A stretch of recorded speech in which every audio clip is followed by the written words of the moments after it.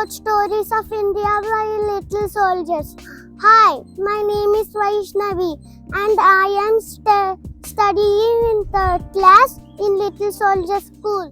Today, I wanna tell about Indian Railways. For over a century, Indian Railways has been the lifeline of our country. But today it is no longer just moving people.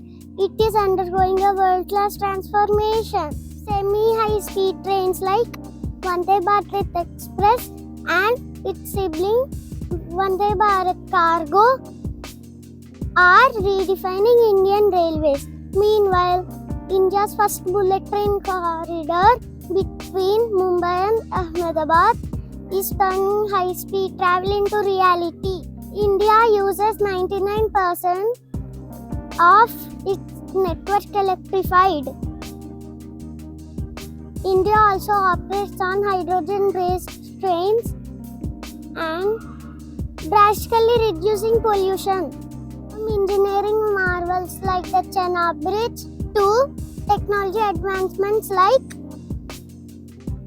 Kavach, Indian Railways is proving that India is ready to lead world's infrastructure. Thank you. Jai Hind.